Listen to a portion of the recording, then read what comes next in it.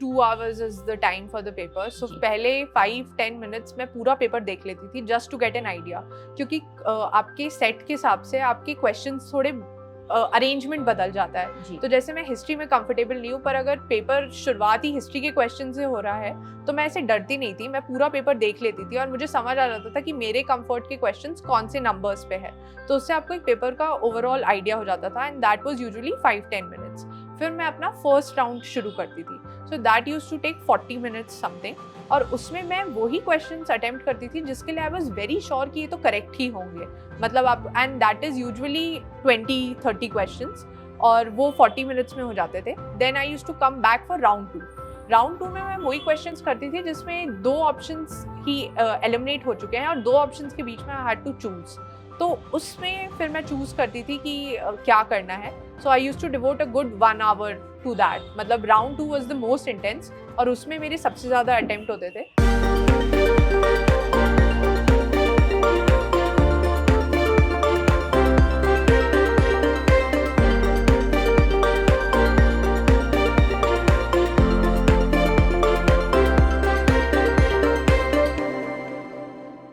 They say that the success that you are aiming for depends on what you do today, not what you do tomorrow. And UPSC जैसे exam की तैयारी अगर आप भी कर रहे हो, or if you know someone who's doing it, trust me, it's a big challenge that they have taken, and it requires a lot of effort and commitment from them. Hi everyone, welcome to Chamomile Tea with Toppers, an initiative by Unacademy. I'm Fiona. और आज हम जिस topper से मिलने वाले हैं, उन्होंने भी काफ़ी अटेम्प्ट्स दिए हैं. She's put in a lot of hard work and effort while preparing for this examination. And one of the best things that I felt that she had to say was, exam की जब तैयारी करते हो उसे एक balance तैयारी करो, not something where you become a bookworm and only keep studying. So we'll get to know more about it. Let us first welcome her, Anoushka Sharma, All India Rank 20, and आज आई है वो यहाँ पे अपनी strategy, अपनी preparation journey and और बहुत कुछ आप सबसे शेयर करने. So everyone, let's welcome her. Hi Anushka, welcome to the show. Thank you. So first of all congratulations. I think अभी तक आपने बहुत बार सुन लिया होगा ये, but still tell me, how does it feel finally clearing the examination and coming to the other side of the exam? So I think it's still sinking in, because I was hoping I would get a rank this time because my mains was better and interview was better. But I think 20th rank was something I never imagined. So there's a lot of gratitude. And also there's satisfaction that I've come out of the cycle and I'll get the service most probably I want. So there's immense gratitude for that. And right now I'm just like trying to enjoy the moment. I love the fact आपने कहा कि I'm trying to enjoy the moment, and I think this is something you've also mentioned कि you've always kept to the entire time you were preparing also. So the balance that I just mentioned, what would you like to share with all our learners and other aspirants also जो शायद इस exams की तैयारी कर रहे हैं, शायद कुछ और कोई और एग्जाम्स की भी तैयारी कर रहे हैं, but competitive exams in general which can be very stressful, right? तो उसके लिए what would you say? How did you maintain that balance? So I feel like I have always maintained my hobbies. I like reading books. I like listening to music or dancing, and I used to go for walks every day.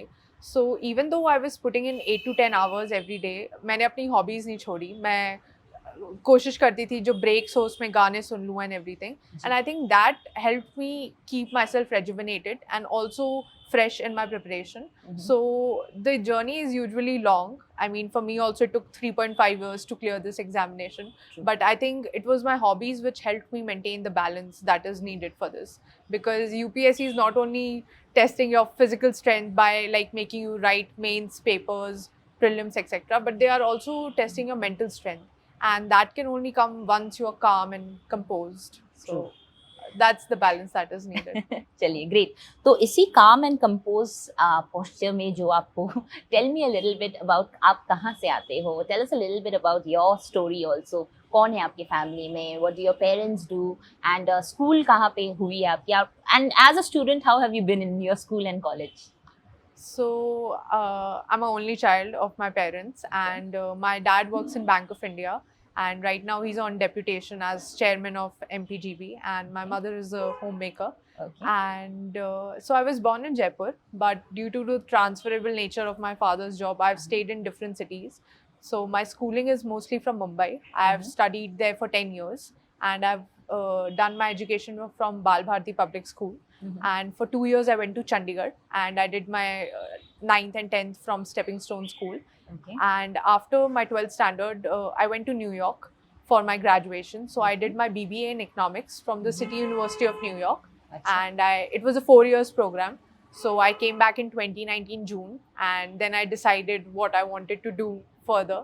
So I think I started my preparation in September 2019, and I think I have been preparing full time. So that was okay तो एक चीज मुझे बताइए अनुष्का, बहुत लोग जब obviously जब India से बाहर चले जाते हैं पर पढ़ाई करने के लिए, then the thought of returning to the country is very less, and even though coming back could be an option, coming back and then getting into civil services is again a very big move also.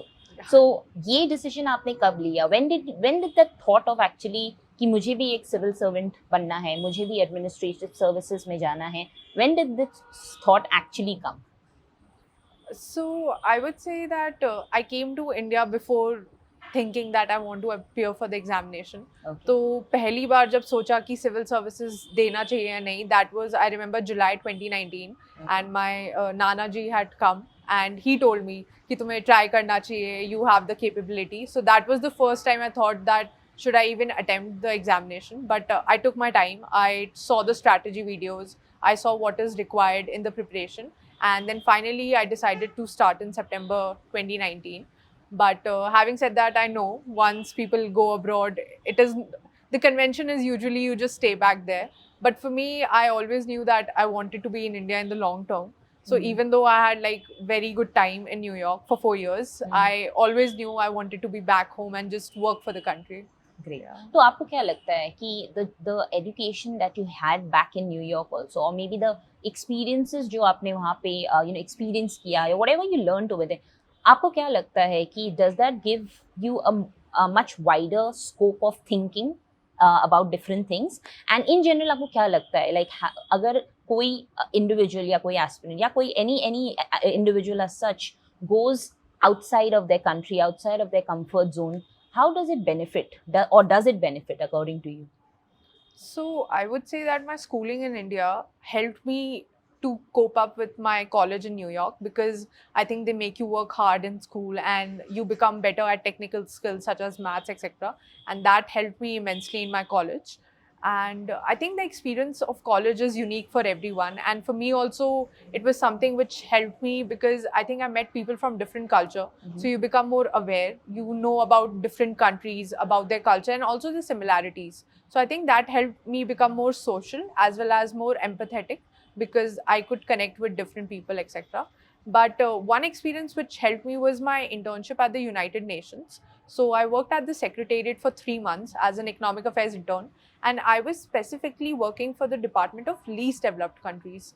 तो वहाँ पे जाके मेरे को पता चला कि मतलब there are a group of 46 nations who actually need that help at policy formulation and implementation. So that also made me aware that कि इशू शायद से पॉलिसी फॉर्मुलेशन में इतना नहीं है जितना इम्प्लीमेंटेशन में at the ground level. So that was also one of those motivations कि इंडिया जाके you can join civil services. So या आई थिंक ये तो आपने बहुत अच्छी तरह से हमें बताया. अब आप एक चीज़ मुझे बताइए कि स्कूल एंड कॉलेज में यू सेड कि एज अ स्टूडेंट आप अच्छे ही थे, बट अब हमें आपके मार्क्स भी जानने हैं कि स्कूल में आपके कितने स्कोर्स आए थे एंड कॉलेज में आपके कैसे स्कोर्स आए थे. So we had the CGPA system for 10th, so I got 9.8 CGPA. Okay. And in 12th I was the school topper, so I had PCMB, like maths and bio both. So I got 95.6%. And in college also I was doing well, like I think I had the 4th rank in my batch of 2019, so I got 3.9 CGPA. So I would say हमेशा से अच्छे ही student. I would say I have been a good student, but I started studying quite late. Like till 8th standard, I did not really worry about my marks. My focus was more on just like understanding things, etc. I started focusing on marks from 9th standard onwards, because I feel like those are the mark sheets which count in the future also. True. So even though I've worked hard, but I would say marks started showing up later on in life. Student life की तो आपके बारे में हमें थोड़ी सी जानकारी हो गई, और भी पता चलेगा आगे जाकर. But tell me now that once you decided कि ठीक है अब मुझे एग्जाम देना है, I want to prepare for civil services, you said your grandfather suggested that you should, उन्होंने देखा कि आप में दैट कैपेबिलिटी है कि आपको करनी चाहिए, and you had support of your family. तो tell me a little bit about ये जो जर्नी आपने जब शुरू किया, तो सबसे पहले सिंस आपने आपने मुझे इससे पहले बताया था कि आपकी फैमिली में सारे बैंकर्स है, राइट? तो मुझे पहले तो ये जानना है कि आपका कभी थॉट नहीं आया कि मैं भी बैंकिंग फील्ड में चली जाऊँ, maybe prepare for RBI, grade B, something like that. And also I want to understand कि सिंस सिविल सर्विसेज में आपकी फैमिली से कोई है नहीं एज सच अभी तक, how did you actually get to understanding the syllabus, breaking down the syllabus, trying to understand what has to be studied? Did you have someone who was helping you as a mentor, या everything was being done by yourself? तो I mean जो मेरे पापा की side की family है that is in banking, and उन लोग को देख के and seeing their work, even though मतलब इंटरेस्टिंग लगता था, पर कभी भी वो करने का खुद मन नहीं किया, इसलिए banking was something I never considered. But on my mom side of the family I have certain relatives जिनने सिविल सर्विसेज क्लियर कर रखा है. So I have a cousin Himani Sharma, she cleared the examination in 2017 and she is in ICLS, Indian corporate legal services. तो उनने मेरी बहुत मदद करी. जैसे मैंने सोचा भी कि एग्जामिनेशन की तैयारी करनी है, तो मैंने सबसे पहले उनको ही फ़ोन किया, फिर उनने मुझे पूरी स्ट्रैटेजी बताई, सिलेबस ब्रेक डाउन किया, एंड आई थिंक ये पूरे 3.5 ईयर्स की जर्नी में उनका काफ़ी सपोर्ट रहा है. So I would say like she was one जिनने मतलब मेरे लिए ईजी कर दी चीज़ें. कुछ भी डाउट्स होते थे मैं उन्हें मैसेज कर देती थी. So I think having that support system is also important. पर अगर आपके पास आप किसी को नहीं जानते हैं, तो मुझे लगता है ऑनलाइन रिसोर्सेज बहुत हैं. यू हैव डिफरेंट वेबसाइट्स, वहाँ पे आप जाके सिलेबस देख सकते हैं, और मतलब बहुत वीडियोस भी बनाए हुए हैं स्ट्रैटेजी के बारे में, तो उसको देख के भी आपको आइडिया लग सकता है कि आपको इस एग्जामिनेशन को कैसे अप्रोच करना है. ओके. तो एक चीज़ जो मैं आपसे जानना चाहती थी कि जब एग्जाम्स के लिए ऑब्वियसली आपने कहा आपकी sister helped you break down the syllabus also, बहुत एस्पिरेंट्स हमारे होंगे who probably are not being able to find someone who can help them break that down. तो उनके लिए आप, if you could just suggest कि what are the few things while you were breaking it down with your sister, what were the few things जो आप अपने दिमाग में रखते थे while breaking it down, which helped you in also remembering everything in terms of क्या क्या cover करना है, क्या नहीं cover करना है, कितना cover करना है. So some points or tips if you can share. So I think सबसे पहले तो सिलेबस उठाना चाहिए जो UPSC का है, एंड उसमें यू हैव प्रीलिम्स का सिलेबस एंड मेंस का सिलेबस, एंड उसके बेसिस पे आपको अपनी सोर्सेज डिसाइड करनी चाहिए. So I also had conventional sources. Polity के लिए लक्ष्मीकांत पढ़ती थी, मॉडर्न हिस्ट्री के लिए स्पेक्ट्रम. तो एक बार सोर्सेज डिसाइड हो गई तो फिर मैंने उन्हीं से रिविजन किया और उन्हीं से नोट्स बनाए. पर अगर कोई भी टॉपिक में डाउट होता था तो मैं उसका कीवर्ड देखती थी जो भी है, जैसे सेक्युलरिज्म है एक्सेट्रा, तो वो मैं इंटरनेट पे सर्च करती थी सेक्युलरिज्म UPSC, और जो भी रिजल्ट्स आते थे उसके बेसिस पे मैं अपने नोट्स बना लेती थी. और इसमें जो मेरी हेल्प रहती थी वो प्रीवियस ईयर क्वेश्चंस की बहुत रहती थी, बिकॉज सेक्युलरिज्म अगर आप करेंगे so it's a very vast topic, पर अगर प्रीवियस ईयर क्वेश्चंस के बेसिस पे आपको पता है कि वो क्या पूछने वाले हैं, तो आपकी सर्च थोड़ी नैरो डाउन हो जाती है. तो इंटरनेट बहुत एक्सटेंसिवली यूज़ करती थी मैं, और यही रहता था अगर कोई भी कीवर्ड है उसके आगे UPSC लिखकर आई यूज़ टू सर्च, तो काफ़ी वेबसाइट्स एंड ऑल फिर शुरू हो जाती थी. आपने प्रीवियस ईयर पेपर्स के बारे में कहा, so I just want to understand from you कि कितने सालों के प्रीवियस ईयर्स तक हमें जाना चाहिए, या आप कितने तक गए थे?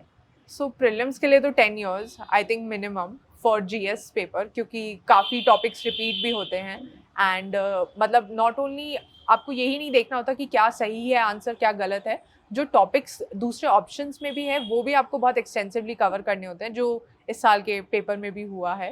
एंड मेंस के लिए मैं पिछले 5 साल के पेपर्स देखती थी, that is more than enough. And same for CSAT के भी लास्ट 5 years के papers I use to solve. तो I think for prelims 10 years and for mains 5 years. Okay. तो आपने CSAT अभी मेंशन किया, I think that brings me to the next part of my question, which is CSAT preparation, right? तो if you can take us a little bit through your CSAT preparation, आपने CSAT की तैयारी कैसे की? If there was any area in CSAT which was probably आपके लिए difficult area, and in case if there was no difficult areas, if you can share some tips कि बाकी भी अगर उनको difficulty face हो रही है in one of those areas, what could they do? If you could just share some information on that. So CSAT में there is the English portion and then there is maths portion. तो English के almost 30 questions आते हैं and maths के आपके बाकी 50 questions रहते हैं. तो मैं हमेशा इंग्लिश से बहुत कंफर्टेबल थी. तो जो मेरी पेपर अटेम्प्ट करने की भी स्ट्रैटेजी रहती थी वो यही रहती थी 1 hour 20 minutes में मैथ्स को देती थी जितना हो सके and that used to be 20-25 questions और बाकी मैं वो 30 क्वेश्चन ज़रूर करती थी जो इंग्लिश के रहते थे. तो इंग्लिश से तो आई वाज कंफर्टेबल तो मैंने उसकी कोई प्रिपरेशन नहीं करी but maths I am not very strong. तो मैं प्रीवियस ईयर पेपर्स उठाती थी and I used to solve them in a time bound manner. और एक बार जब पेपर हो जाता था तो मैं यूपीएससी के आंसर की से चेक करती थी कि क्या सही है क्या गलत. और जो क्वेश्चंस मेरे गलत होते थे या जो मैं अटेम्प्ट नहीं कर पाई उसके मैं सॉल्यूशंस देख लेती थी टेस्ट सीरीज़ के जो डिफरेंट इंस्टीट्यूट्स के सॉल्यूशंस आते हैं उससे. तो उससे मेरे को आइडिया हो जाता था कि कौन से क्वेश्चंस अटेम्प्ट करके सही होंगे कौन से नहीं. तो जैसे मैं लॉजिकल रीजनिंग के क्वेश्चंस नहीं छोड़ती थी जो रिलेशनशिप क्वेश्चंस एंड ऑल होते हैं क्योंकि मुझे लगता है उसमें बहुत इजीली स्कोर आ जाता है. पर जो बहुत कोर मैथ्स के क्वेश्चंस होते थे वो मैं अटेम्प्ट यूजुअली नहीं करती थी बिकॉज आपका पासिंग मार्क्स है 66 बट आई थिंक अगर आप 90 to 100 के सेफ जोन में हैं तो I think it is good for you for CSAT. या ओके. तो मैथ्स जैसे कि आपने कहा that was also not your strong point and I think यही क्वेश्चन या यही स्टेटमेंट बहुत लोगों का होता है कि you no maths becomes the difficult areas for them in CSAT. And जैसे कि आपने कहा कुछ टॉपिक्स थे जो आपके लिए भी बहुत डिफिकल्ट थे.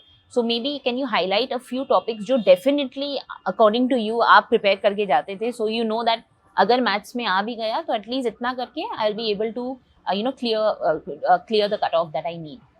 सो परम्यूटेशन कॉम्बिनेशन के क्वेश्चंस नहीं छोड़ती थी. प्रोबेबिलिटी के मैं ज़रूर अटेम्प्ट करती थी एंड कुछ क्वेश्चंस आते थे अरेंजमेंट्स के सीक्वेंसेस के that also I use to attempt and I think वो मैं इसलिए करती थी क्योंकि 11th-12th में आई हैड मैथ्स तो उन क्वेश्चन से मेरा एक थोड़ा कंफर्ट रहता था एंड लॉजिकल रीजनिंग भी मैं I use to attempt all the questions. पर जो कोर अरिथमेटिक के क्वेश्चंस होते थे वो मुझे पता था कि मैं बहुत टाइम भी लगा लूँगी और वो सॉल्व भी नहीं होंगे. सो उनको मैं यूजुअली स्किप ही करती थी. पर ये जो 11th की मैथ्स थी ऑलमोस्ट जैसे परम्यूटेशन कॉम्बिनेशन एक्सेट्रा इनको मैं ज़रूर अटेम्प्ट करके आती थी. तो यूजुअली 20-25 क्वेश्चंस हो ही जाते थे. अंडरस्टूड. तो now moving from CSAT to the prelims paper right. तो प्रीलिम्स पेपर के लिए सबसे पहले यू नो अगर आप फर्स्ट नोट डाउन कर दे हमें हम बता दें आपने कौन कौन सी रिसोर्सेज यूज़ की थी हर सब्जेक्ट के लिए and then we'll take it further from there. Okay. So for polity, I had Lakshmikant. For modern history, Spectrum use करी मैंने and ancient medieval के मेरे थोड़े sources ज़्यादा थे. तो मैंने तमिलनाडु की 11th standard की history की book करी और उसके notes बनाए. And 11th-12th की जो old NCERTs है R.S. शर्मा की मैंने वो पढ़ी थी. नई NCERTs मैंने रेफर नहीं करी. पर medieval और ancient का मुझे लगता है there is a lot of information. तो मैंने उसके नोट्स बना लिए थे एक बार पढ़ के. तो मैं फिर अपने नोट्स को ही रेफर करती थी. जियोग्राफी भी I have not been very comfortable तो 11th-12th के NCERTs पढ़ के उनके नोट्स बनाए मैंने और कुछ टॉपिक्स के लिए GC लियोंग यूज़ करी थी. एंड एनवायरनमेंट के लिए शंकर IAS की बुक पढ़ी थी. उससे मेरा मतलब कंसेप्चुअल क्लैरिटी आ गई थी डेफिनेशंस क्या है स्पीशीज़ के बारे में. पर जो डायनामिक पोर्शंस रहते थे सारी प्रिपरेशन के उसका मैं PT 365 देखती थी. वो 1 year की कंपाइलेशन आती थी तो वो मैं एक्सटेंसिवली सारे सब्जेक्ट्स की करती थी. Science and tech, environment, art and culture, polity, economics etcetera. फिर इकोनॉमिक्स मेरा ऑप्शनल है तो मैंने कोई बुक नहीं पढ़ी उसके लिए तो मैं डायनामिक सोर्सेज पे डिपेंड करती थी. तो जैसे इको सर्वे पढ़ लिया, बजट पढ़ लिया क्योंकि वो ऑप्शनल में भी हेल्प करता था. करंट अफेयर्स के लिए I used to read PT 365 only. पर और न्यूज़पेपर रीडिंग वो कितना करते थे आप? Newspaper I used to read daily. मतलब वो I think it is something. कौन सा न्यूज़पेपर आप प्रेफर करते थे? तो जब वैसे प्रिपरेशन कर रही थी तब मैं हिंदू ही पढ़ती थी. पर जब मेरा इंटरव्यू के टाइम था I used to read 3 papers. तो हिंदू पढ़ती थी, इंडियन एक्सप्रेस का एक्सप्लेन्ड पढ़ती थी और मिंट पढ़ती थी इकोनॉमिक्स के लिए. पर वैसे मैंने पूरी प्रिपरेशन में हिंदू ही मतलब मेंटेन किया क्योंकि मुझे लगता है वो CSAT में भी हेल्प करता है और आपको करंट अफेयर्स भी एक आइडिया रहता है कि क्या चल रहा है. सो पेपर रीडिंग तो आई वुड रेकमेंड. पर प्रीलिम्स के लिए मेरी यही लिमिटेड सोर्सेज रहती थी और उसके बेसिस पे मैं फिर मॉक टेस्ट देती थी. एंड मॉक टेस्ट के मैं एनालिसिस बहुत अच्छे से करती थी। कितने मॉक टेस्ट दिए होगे आपने? सो आई गेव 35 के अराउंड, क्योंकि जो मेरा फर्स्ट अटेम्प्ट था जिसमें मेरा प्रीलिम्स क्लियर नहीं हुआ, उसमें मैंने 50 मॉक टेस्ट दिए पर मैंने रिवाइज एक भी नहीं किया। And I think that was the reason कि जब पेपर दिया तब कॉन्फिडेंस ही नहीं था क्वेश्चंस अटेम्प्ट करने का। सो नेक्स्ट ईयर मैंने अपने टेस्ट मॉक टेस्ट का नंबर कम कर दिया, आई डिड 35, पर मैंने उनके रिविजन्स 2-3 बार करे। तो वो जो पेपर में कॉन्फिडेंस आता है क्वेश्चंस अटेम्प्ट करने का, उसके बेसिस पे आई कुड क्लियर प्रीलिम्स। तो जो बेसिक स्ट्रैटेजी है प्रीलिम्स की वो यही है, हैव योर रिसोर्सेज, जिसके नोट्स बनाने उसके नोट्स बनाइए, जो बुक्स ऑलरेडी नोट्स फॉर्मेट में है, जैसे स्पेक्ट्रम है, लक्ष्मीकांत है, एक्सेट्रा, उसके मैं नोट्स नहीं बनाती थी, उसी से पढ़ती थी। उसके रिवीजन के बेसिस पे आप मॉक टेस्ट दीजिए, मॉक टेस्ट को भी अच्छे से रिवाइज करिए, एंड उस I think revisions, practice and your sources, they are the key for prelims examination. Understood. तो prelims में एक चीज आप मुझे बताइए, the books that you did refer to also, आप क्या end to end पढ़ते थे, or was it like first time मैं end to end पढ़ लूँ, फिर second time से there was a different in terms of the strategy you used to read those books, and in general average में हर book को आपने कितनी बार completely पढ़ा होगा in 1 year of preparation? In 1 year तो मेरे पास थोड़ा टाइम ज़्यादा था, तो बट आई ट्राइड कि एटलीस्ट 5-6 बार तो आपको हर चीज़ पढ़नी ही पड़ेगी। पहली रीडिंग में बहुत टाइम लगता है, पर जो मेरी एक स्ट्रैटेजी रहती थी वो यही रहती थी कि नेक्स्ट रिवीजन में उतना टाइम नहीं लगना चाहिए, ना तो आई have not done the first reading properly. तो एम यही रहता था कि पहली बार जितना पढ़ा है दूसरी बार उससे कम होना चाहिए और कम टाइम भी लगना चाहिए, and the same follows for next revisions also. तो एंड टू एंड सिर्फ पहली बार पढ़ा, पर मैं कहूँगी उसमें बहुत याद नहीं रहता, मतलब ऐसा नहीं आपको हर चीज़ याद हो जाती है। तो आई यूज टू हाईलाइट, मतलब मैं कलर कोडेड नोट्स बनाती थी, मैं हाईलाइट करती थी, और जब मैं अपने सब्सिक्वेंट रिविजन्स करती थी तब मैं वो सिर्फ हाईलाइटेड पार्ट ही पढ़ती थी।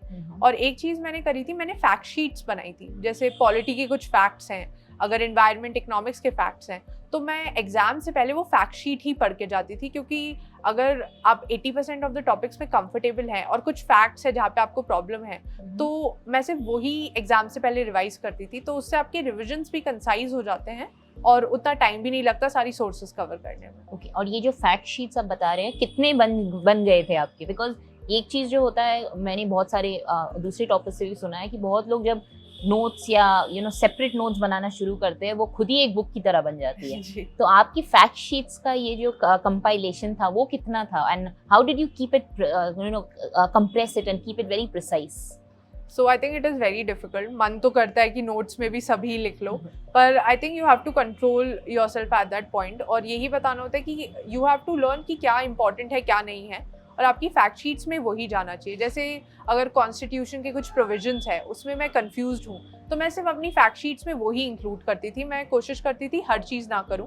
तो उस वजह से जो मेरी फैक्ट शीट्स होती थी maximum 5 pages for a subject, उससे ज़्यादा मैं नहीं रखती थी, क्योंकि मुझे लगता है वो रिवाइज करना भी मुश्किल है, और जैसे प्रीलिम्स और मेंस दोनों के ही टाइम आपके जितने क्विक रिविजन्स हो उतना बेटर है। So I would say maximum 5 pages की फैक्ट शीट्स। वाओ, तो उसको कंप्रेस करने में तो बहुत आपको टाइम लगा होगा। Yes, and I feel like आप जैसे जैसे रिविजन्स करते हैं आपको समझ में आ जाता है आपके वीक एरियाज कौन से हैं, तो उसके बेसिस पे भी आप अपनी फैक्ट शीट्स बनाइए।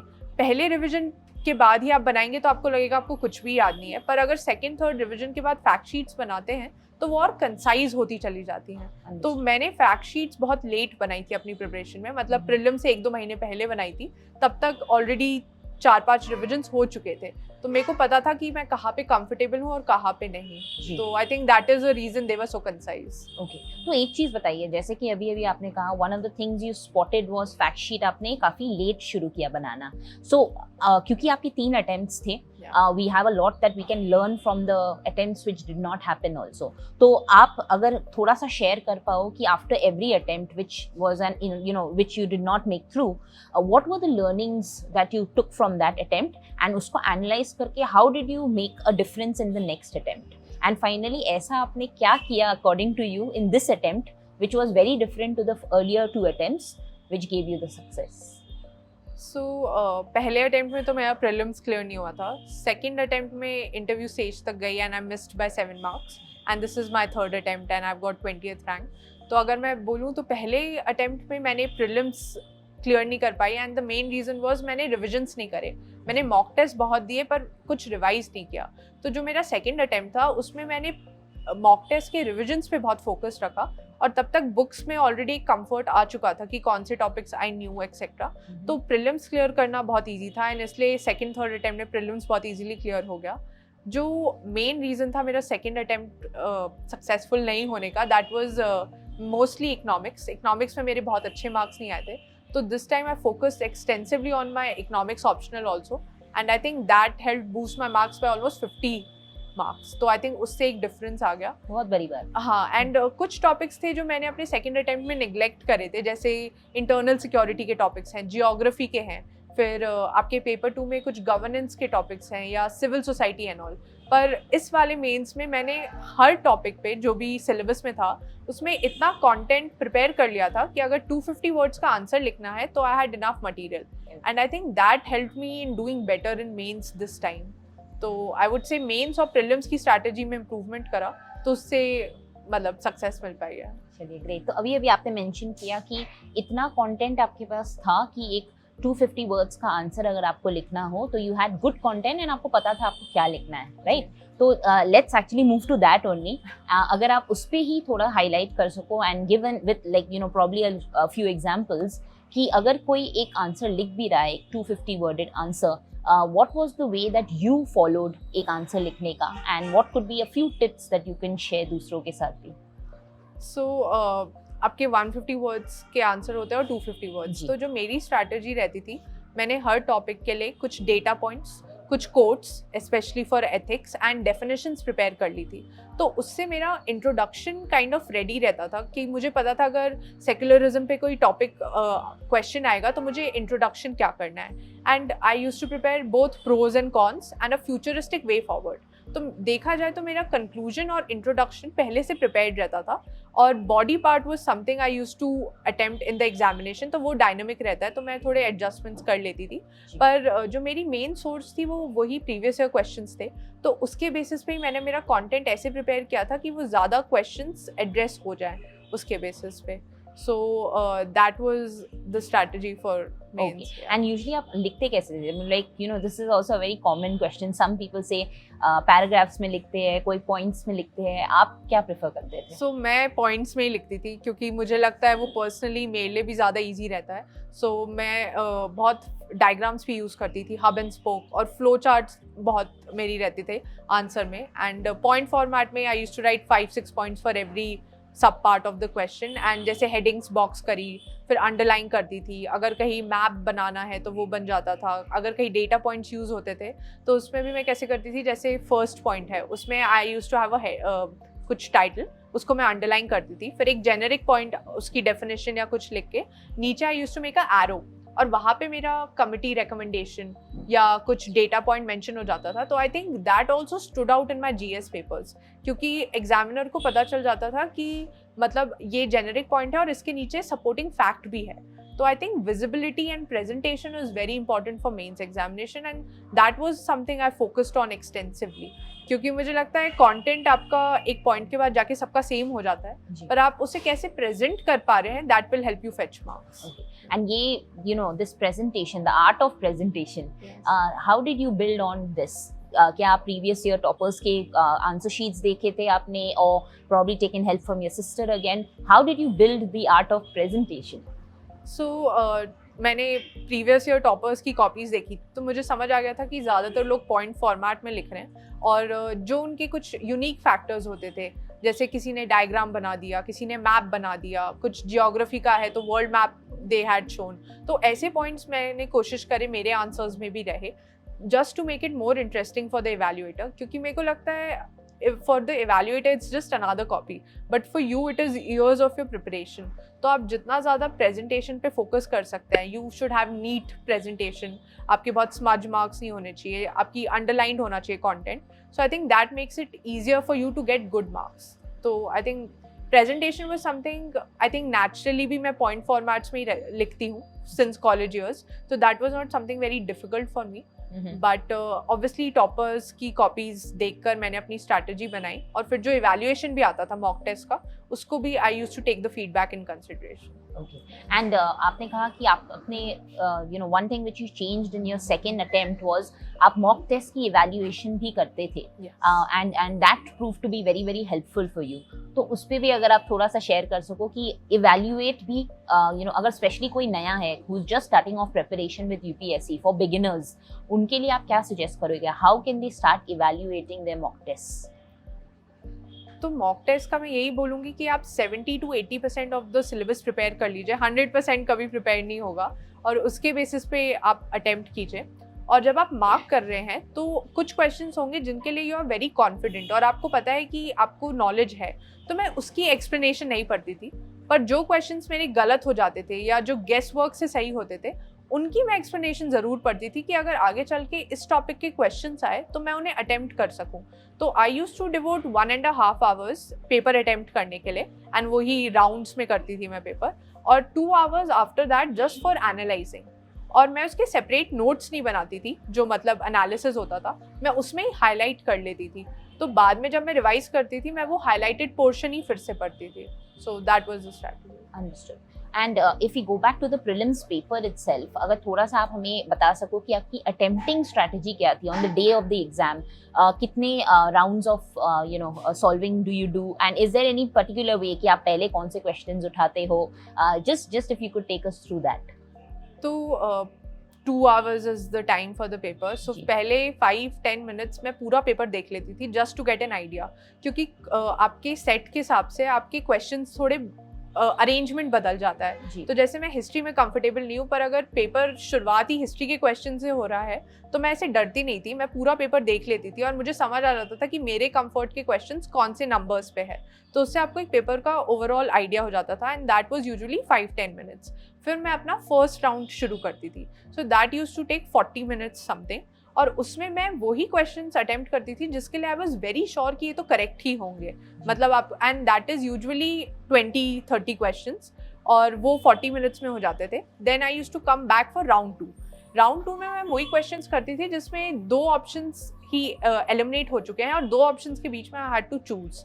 तो उसमें फिर मैं चूज करती थी कि क्या करना है. So I used to devote a good 1 hour to that. मतलब round 2 was the most intense और उसमें मेरे सबसे ज़्यादा अटेम्प्ट होते थे. तो उसमें I used to attempt 45 to 50 questions.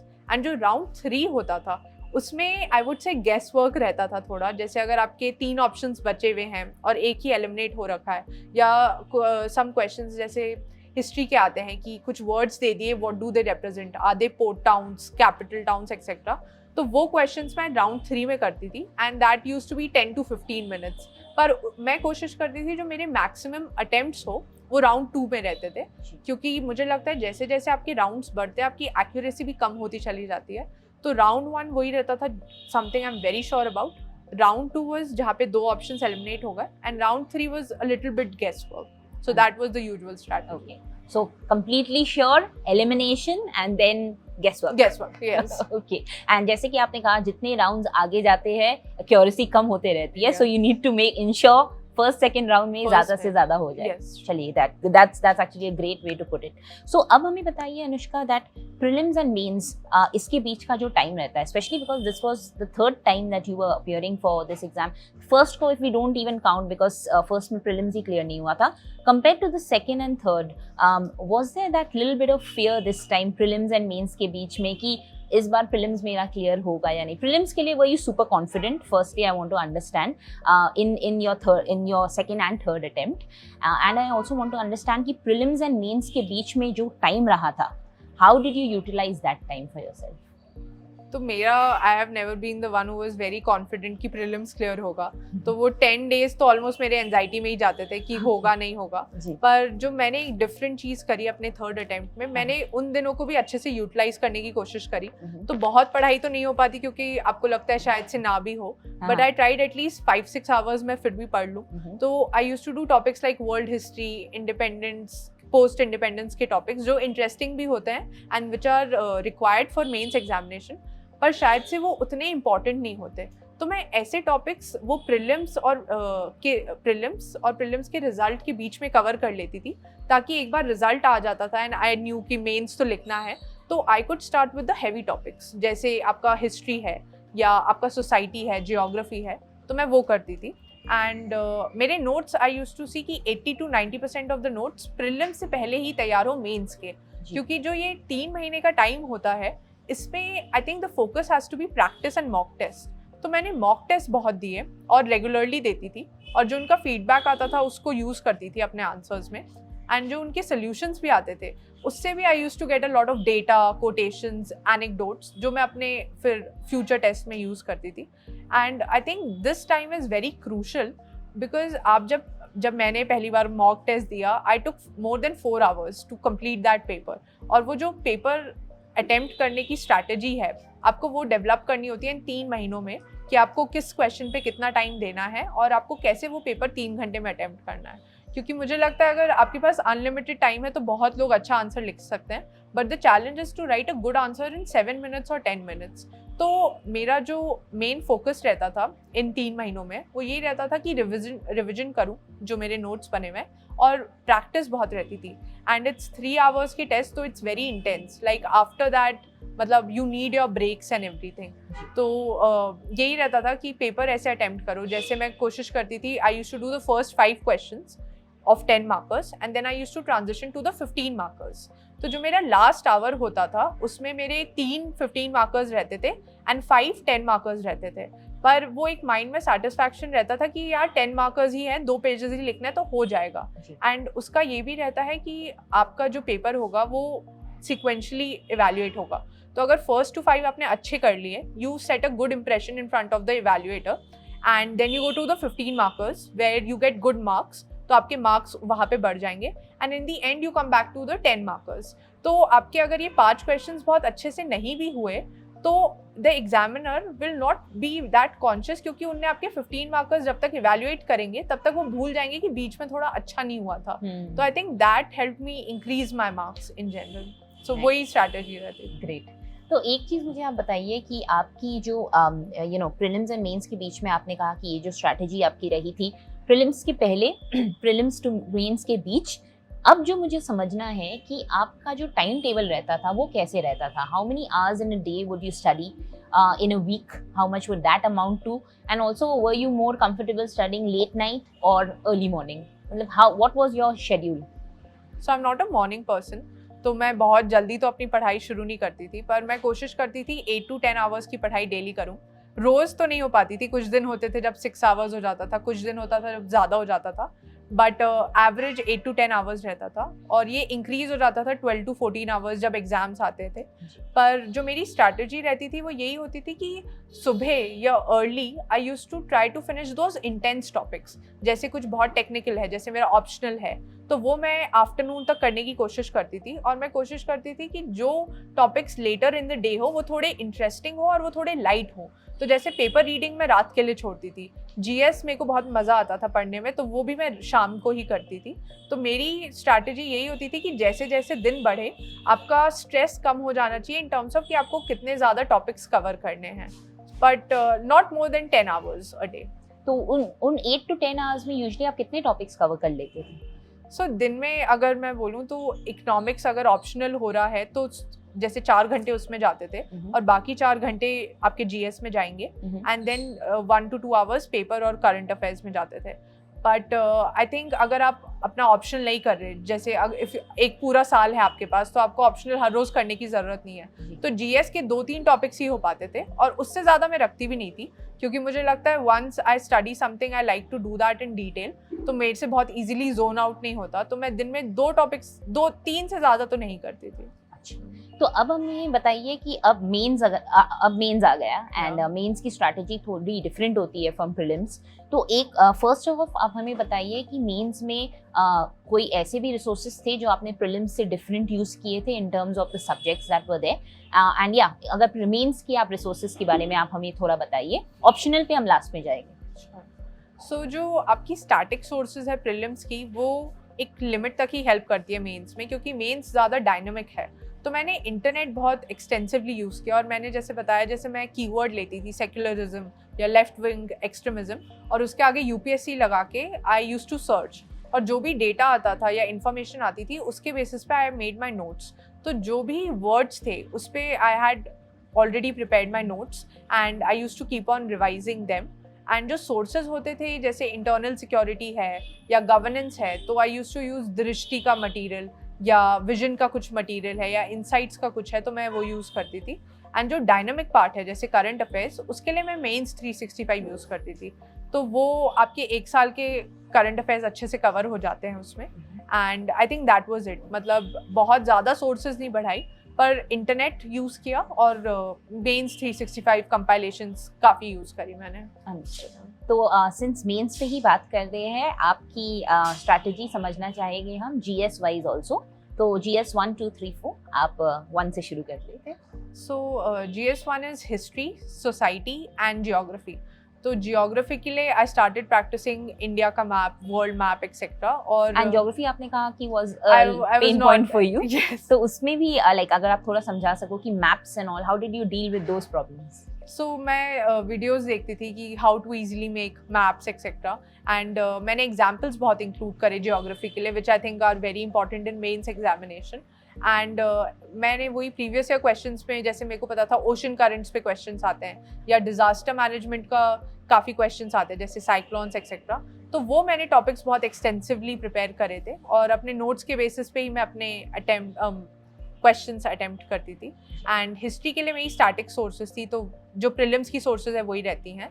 And for society I used to use compilations, तो मैंने विजन के नोट्स के बेसिस पे काफ़ी अपने नोट्स बनाए थे एंड वही हर कीवर्ड पे थे मेरे वो। बट GS1 में स्पेशली जैसे आपके सोसाइटी के हैं, तो उसमें you can start with a definition, you can have a comparison with other countries and a lot of examples from your personal life can also be used. जैसे अगर globalisation का कोई है तो आपका कोई पर्सनल एग्जाम्पल है तो आप वो भी एग्जामिनेशन में यूज कर सकते हैं, वो आपके आंसर को भी थोड़ा डिफरेंट बनाता है। तो मैंने ऐसी लिस्ट भी बना रखी थी कि अगर ग्लोबलाइजेशन पे कोई क्वेश्चन आएगा तो उसमें मैं अपने क्या एग्जाम्पल्स यूज कर सकती हूँ। तो GS1 के लिए facts, examples and I think diagrams are very important. तो GS1 वाज मोस्टली स्टैटिक, तो उसका ज़्यादा डायनेमिक सोर्सेज नहीं थे, पर जो भी थे आई यूज्ड टू सी कि कुछ एडिशनल मटेरियल हो जाए।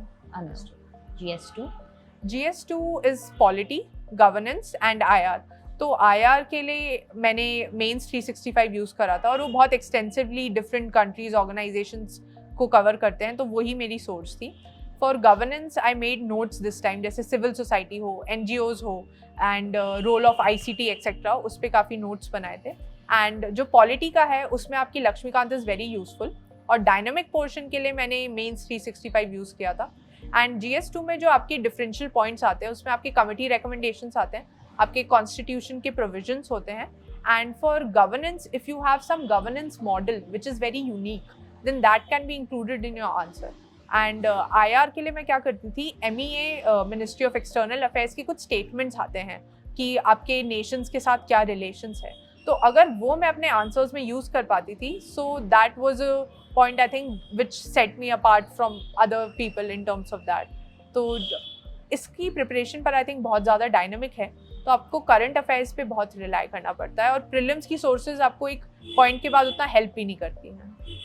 सो ज़्यादा करंट अफेयर्स पे डिपेंडेंट रहेगा फॉर दिस। एंड जिसके लिए आपने मेंशन किया, आप न्यूज़पेपर को भी रेफर करते थे along with the monthly compilations, right? The yearly compilations. Yearly compilations. Yes. Okay. And GS3? So GS3 में इकोनॉमिक्स ऑप्शनल था, तो उसको मैंने बहुत एक्सटेंसिवली कवर नहीं करा। एंड जो साइंस एंड टेक के थे उसके मैं वही मेंस 365 यूज़ करती थी।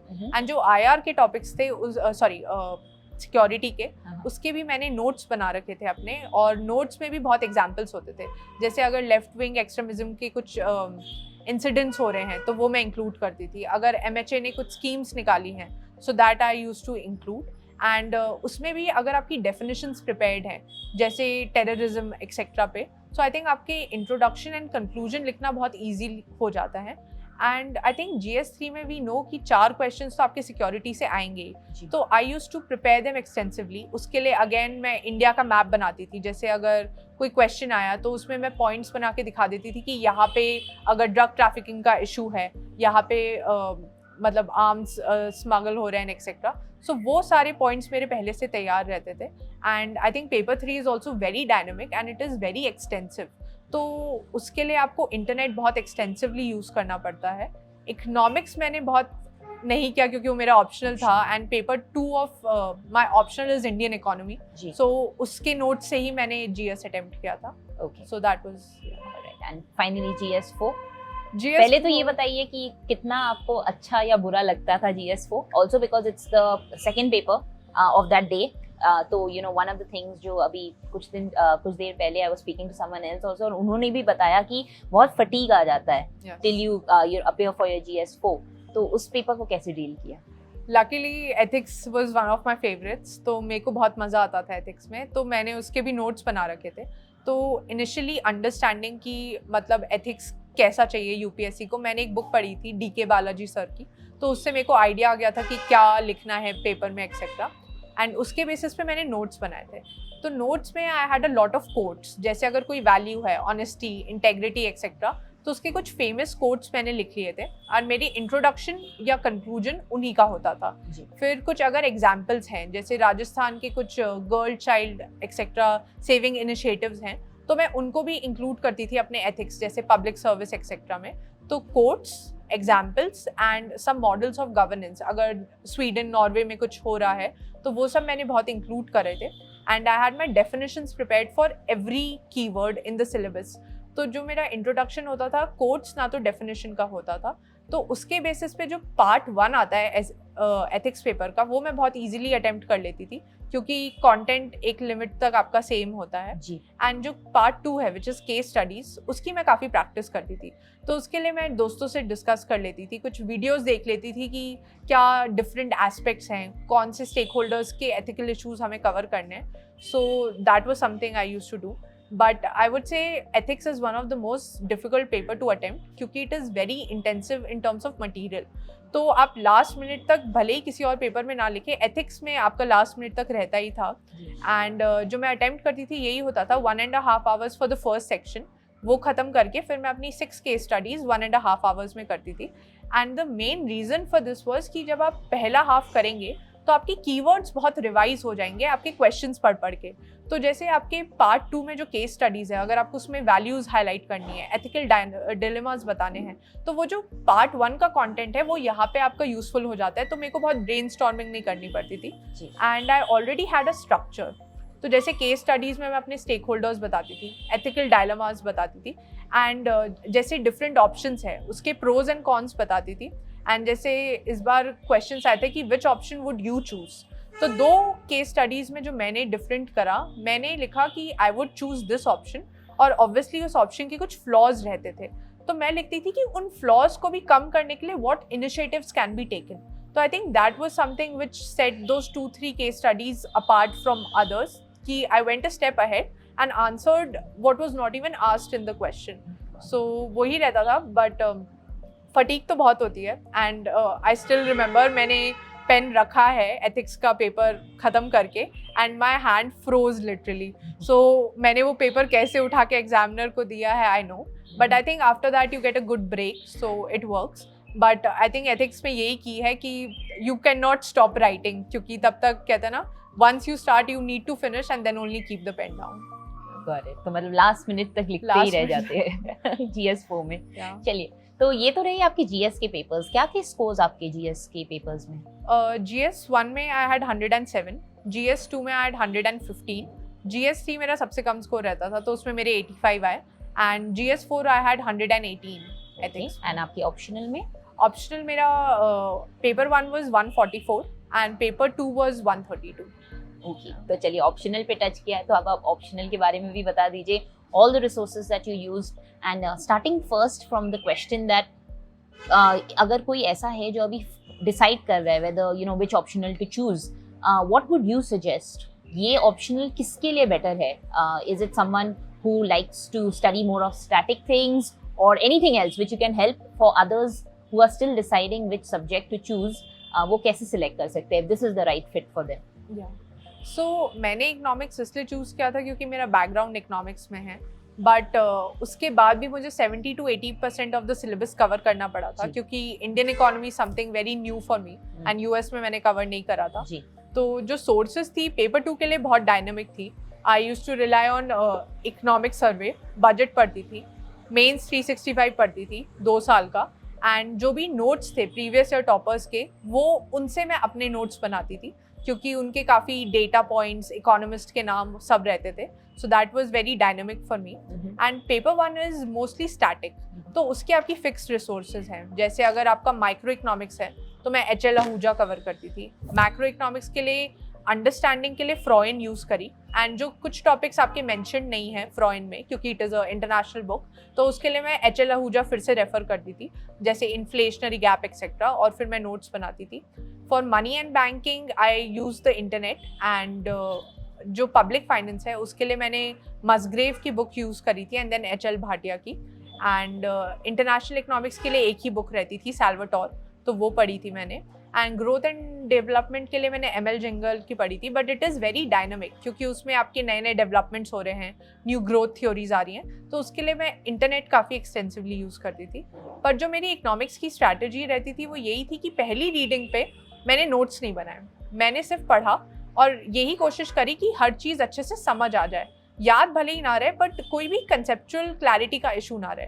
फिर जब मैं सेकंड थर्ड रीडिंग करती थी तब मैंने नोट्स बनाने शुरू करे, तो तब मुझे समझ आ गया था कि मेरे को क्या लिखना है अपने नोट्स में और क्या नहीं.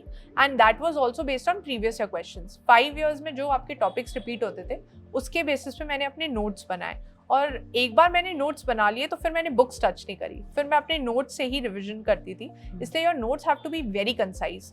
जैसे इकोनॉमिक्स में आपकी अजम्पशंस बहुत ज़रूरी हैं, आपके बहुत ही वेल लेबल्ड ग्राफ्स होने चाहिए, आपके पाई चार्ट्स चाहिए एक्सेट्रा, इकोनॉमिस्ट के नेम, तो वो सब मैं बहुत अच्छे से कंपाइल कर लेती थी. And I used to make my notes for that. And इसमें भी आपकी टेस्ट सीरीज़ का बहुत ज़रूरी रोल है, तो मैं रेगुलरली टेस्ट सीरीज़ देती थी. मैं डेली आंसर राइटिंग नहीं करती थी, टेस्ट सीरीज़ देती थी, और वही 3 घंटे में जैसे अटैम्प्ट होता है वो करती थी. But I think one of the main reasons कि economics was the reason I could not clear 2021. So this time I improved my marks by 50 marks.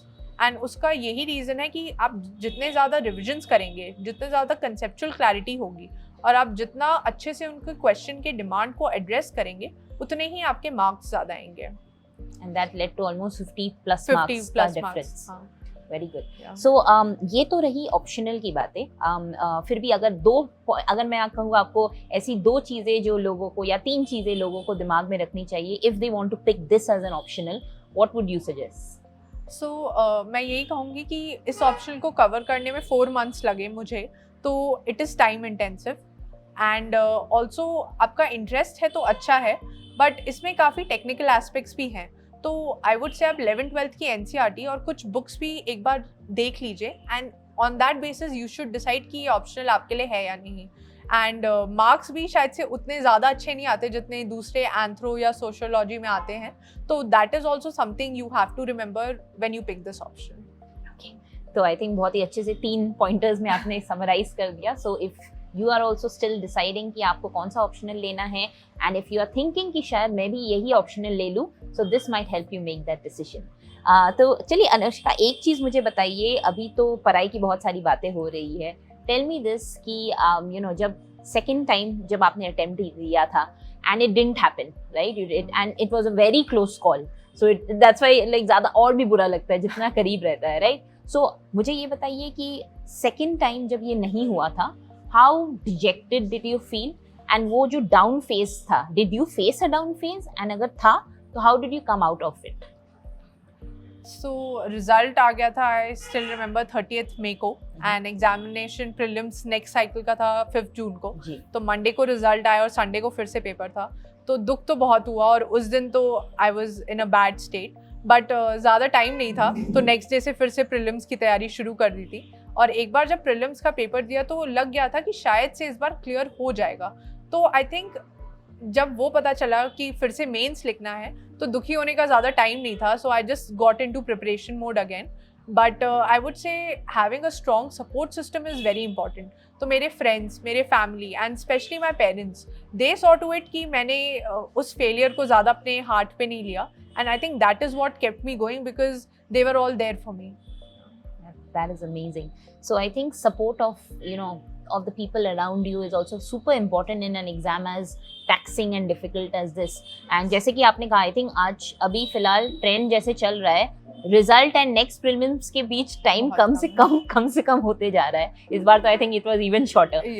So tell me this कि यू नो ये इस exam को आप attempt तो कर रहे थे, but what did you have in your mind, like may be how many attempts would you actually try in case अगर सपोज ये थर्ड अटेम्प्ट में आपका नहीं होता, would you go for your fourth and fifth? Or did you think ki, you know, third would be my last? What was your kind of mental state that was? And also, if you can just share thoda sa information if you had any plan B that you thought of, and how important would a plan B be for all the other aspirants? तो जब preparation शुरू करते तब तो यही लगता है कि फर्स्ट अटेम्प्ट में ही हो जाएगा, तो तब तो ऐसा लगता था. But I used to think second attempt would be my last. पर जब वो नहीं हुआ, आई थिंक थर्ड अटेम्प्ट मैंने बस दे दिया. I just went through it with like बहुत ऐसे, I was not attached to the examination, and I think that helped me in my third attempt. सोचते तो यही है कि जो अटेम्प्ट है वो ही लास्ट होगा, but I think life has plans for you. तो ऐसे नहीं सोचा था कि नेक्स्ट अटेम्प्ट देना है नहीं देना है. यही लगता था जब रिजल्ट आएगा तभी सोचूंगी. और जहाँ तक प्लान बी की बात है, मैंने मेरे मास्टर्स नहीं कर रखा, तो यही लगता था कि अगर ये एग्ज़ाम क्लियर नहीं हुआ तो I will just go for my masters. पर मैं यही कहूँगी कि प्लान बी होना चाहिए, पर आपका प्लान बी ऐसा नहीं होना चाहिए कि आपकी एनर्जी वो कम कर दे ताकि आप अपनी पढ़ाई पे उतना फोकस ना कर सकें. सो आपका plan B should act as a confidence booster, not as a energy draining instrument. Wow, I think बहुत ही अच्छे वे में आपने बताया. This is the first time I have heard something like this about plan B, that it should be a confidence booster, ना कि एक energy drainer. चलिए, great. So now tell me this, prelims हो गया, mains हो गया, you clear all the stages and all. अब आता है finally the interview stage, right? तो इंटरव्यू स्टेज के लिए ये जो टाइम आपको मिला था मेंस एंड इंटरव्यू के बीच में, इंटरव्यू की तैयारी आपने कैसे की? And if you could share a few questions जो शायद बोर्ड ने आपको पूछे थे, and what were the answers you give? तो ये मेरा सेकंड इंटरव्यू था, तो मेरा डैफ काफ़ी एक्सटेंसिवली प्रिपेयर करा था. तो जो सिटीज़ में मैं रही हूँ, जैसे I have stayed in 8 cities, तो मैंने वो बहुत अच्छे से प्रिपेयर करे थे. जैसे I am born in Jaipur Rajasthan, तो मैंने राजस्थान बहुत एक्सटेंसिवली प्रिपेयर किया, जैसे सोसाइटी के बारे में, इकोनॉमी के बारे में, जियोग्राफी के बारे में, and also Madhya Pradesh because I am currently staying there. और इंदौर का जैसे क्लेanलीनेस मॉडल है एक्सेट्रा. तो मैंने डैफ अपना बहुत एक्सटेंसिवली प्रिपेयर किया. एंड यूनाइटेड नेशंस का वर्क एक्सपीरियंस था, तो मैंने यूनाइटेड नेशंस भी काफ़ी एक्सटेंसिवली प्रिपेयर किया. तो डैफ में आपके जो भी कीवर्ड्स है, I think that needs to be prepared very extensively. So that was the first aspect of preparation. Second aspect is current affairs. तो करंट अफेयर्स में मैं 3 पेपर्स पढ़ती थी, वही हिंदू, इंडियन एक्सप्रेस का explain section and the Mint. एंड उसके basis पे मैं अपने नोट्स बनाती थी इंटरव्यू के लिए, कि मतलब अगर कोई क्वेश्चन आए तो you have to give a balanced answer. And I think वो नोट्स ऐसे होते थे कि उसमें दोनों प्रोज एंड कॉन्स रहते थे, ताकि अगर उस करंट अफेयर्स के क्वेश्चन पे कोई कुछ पूछे तो मेरे पास मेरा कंटेंट रेडी रहता था, and with a backed up answer. कि मतलब you are not sharing your opinion, but you need to have a intelligent answer, कि किसी इकोनॉमिस्ट ने कुछ कहा, किसी नोन पर्सन ने कुछ कहा, और उसके बेसिस पे आपका जजमेंट बन रहा है. And the third aspect was my optional. तो मैंने इकोनॉमिक्स के जो भी एप्लीकेशन है इंडियन इकोनॉमी, ग्लोबल इकोनॉमी में, उस पर काफ़ी फोकस किया. एंड डायनेमिक पोर्शन रहता था, तो मज़ा भी आता था पढ़ने में. तो पर application was something I saw. और एक बार just for my confidence I revised my optional for mains also. जो मेंस का सारा सिलेबस था, कोई पूछता नहीं है, पर अगर आपके पैनल में सपोज कोई प्रोफेसर है जो इकोनॉमिक्स का ही है, तो वो फिर वो क्वेश्चंस पूछ सकते हैं. तो जस्ट फॉर कॉन्फिडेंस मैंने एक बार अपना मेंस का भी सारा सिलेबस रिवाइज कर लिया था, कि अगर कोई टेक्निकल क्वेश्चन भी हो तो आई कैन अटेम्प्ट. एंड जहाँ तक इंटरव्यू की बात है, so I had Manoj Soni sir's board. I got 204 marks. That's a very good score for interview. So, and I was the last to go in forenoon. तो वो I had to wait a good 2-3 hours in the waiting room. तो तब भी I was very calm, I was very composed. And interview I went in with a smiling face, and मतलब बहुत ही calm थी मैं इस बार अपने इंटरव्यू में. और मेरा जो इंटरव्यू था वो मोस्टली डैफ बेस्ड था. तो उनने यूनाइटेड नेशंस पे बहुत क्वेश्चंस पूछे. जैसे सर ने पूछा आपको इंटर्नशिप कैसी मिली, आपका एक्सपीरियंस कैसा था. फिर उसके बेसिस पे वो करंट अफेयर्स पे चले गए. उनने बोला यूएन अफ्रीका के नेशंस के लिए क्या कर रहा है, यूएन सिग्निफिकेंट है या नहीं है. And that also led to IR questions. तो जैसे इंडियन ओशन की क्या स्ट्रैटेजिक इम्पोर्टेंस है, इंडिया के कोई एनिमीज है नहीं है, डी-डॉलराइजेशन इज इट सक्सेसफुल और नॉट. तो ये तो करंट अफेयर्स के क्वेश्चंस थे. और डैफ के क्वेश्चंस थे इंदौर के बारे में, क्लेanलीनेस मॉडल, फिर खाने की कौन सी जगह फेमस है, तो वो क्वेश्चन उनने पूछा. फिर पापा बैंक में है तो उनने बैंकिंग इंडस्ट्री के कुछ क्वेश्चंस पूछे थे कि RBI क्या कर रहा है, इतने फ्रॉड्स क्यों हो रहे हैं. So I would say it went on for 35 to 40 minutes, but it was mostly analytical. मतलब जो पैनल का फोकस था, it was not more on facts, but it was more on analysis and having a discussion with you. And they nod during the conversation. फिर सब बहुत smiling थे. तो जब निकली भी थी इंटरव्यू से, ऐसे ही लगा था कि एक इंटरेस्टिंग कॉन्वर्सेशन के बाद निकली हूँ. तो चलिए, एक्चुअली बोर्ड ने भी आपको पूछ लिया था, and I think may be a lot of aspirants जो देख रहे हैं शायद उनके दिमाग में भी चल रहा होगा, आपको ये इंटर्नशिप मिली कैसे? तो मैंने अप्लाई किया था. They have that portal, inspire portal करके, UN का स्पेसिफिक पोर्टल है. वहाँ पे मेरा इकोनॉमिक्स का बैकग्राउंड था, तो मैंने इकोनॉमिक अफेयर्स इंटर्न की पोजीशन के लिए अप्लाई किया, and on that basis I was selected. Okay, so उसमें कोई like you didn't have to write an essay और एनी इंटरव्यू, ऐसा कुछ नहीं, इंटरव्यू हमारे डिपार्टमेंट के लिए नहीं था. बट ऐसे नहीं होता, it is based solely on your resume. And मेरा जो बैकग्राउंड था और जो प्रीवियस इंटर्नशिप्स थी, उसके बेसिस पे they selected me for this position. Understood. And एक और क्वेश्चन जो मुझे इंटरेस्टिंग लगा, जो बोर्ड ने आपको पूछा था, does India have any enemies, उस पे आपने क्या बताया? सो आई टोल्ड कि कोई ऐसे एक्सिस्टेंशियल एनिमीज नहीं है. एंड IR में जैसे कहते हैं, you have no permanent friends और फोर्स. तो मैंने यही स्टेटमेंट बोल दिया था, and sir took that as an answer, and he was smiling after that. तो I think the most important part is having a balance in your answers. They don't want you कि आप actually कोई nation को पकड़ के बोलने लग जाए, हाँ सर वो तो हमारा enemy है. तो I think keeping a balanced, composed attitude is what the board is looking for, and that is what helped me. Great. So ये तो रही आपकी इंटरव्यू की जर्नी. अब मुझे बताइए कि you know after like say when the results were going to come out, कितने श्योर थे आप कि मेरा नाम तो लिस्ट में आएगा ही, and what was the first reaction, like जब results आए, who was there with you, what all happened on that day? So इस बार मेंस बेटर हुआ था और इंटरव्यू भी बेटर हुआ था, और वैकेंसीज भी ज़्यादा थी इस साल. तो लग रहा था कि नाम लिस्ट पे तो कहीं होगा, पर रैंक बिल्कुल एक्सपेक्ट नहीं करी. तो जब रिजल्ट भी आया, मैं अपना रिजल्ट खुद चेक नहीं करती, तो मैंने अपने पापा को फ़ोन किया था कि आप रिजल्ट देख के बताओ. पर उनसे पहले ही मेरी फ्रेंड ने मुझे बता दिया, congratulations you have made it. And I think I was standing with my mom, and that's when I realised I have cleared the examination. तो फिर उसी ने बताया कि 20th रैंक आई and everything. But I would say it was like एक ऐसे आपको सेटिस्फैक्शन आता है, चलो हो गया, मतलब you don't need to give the exam again. And but yeah it has been happiness since then. चलिए, great. So looking forward to going for training. Yes.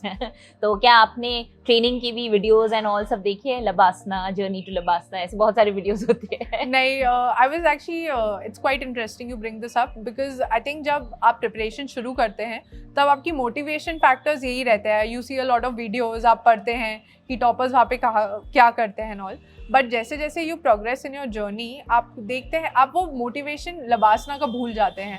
So I have started rewatching those videos, so धीरे धीरे I am seeing them, and yeah I am excited for that journey ahead. चलिए, great. So I think that sums up the entire preparation journey जो आपकी थी. I think I made you remember everything that you did, and a fantastic outcome out of all of that. I think आपको finally success मिल गई, the thing that you have been preparing so long for. You made your parents proud, and I'm sure आगे जाके training के बाद you'll also make the country proud. So this is pretty much the entire educational part or the exam related part that I wanted to know. But अब मेरे पास एक छोटा सा section है which is a very fun section which is mainly to see the fun side of you. Okay. So it's a rapid fire जिसके answers आपको बस एक word या एक line में देना है. Okay. So you ready for your questions? Yes. Okay. Perfect.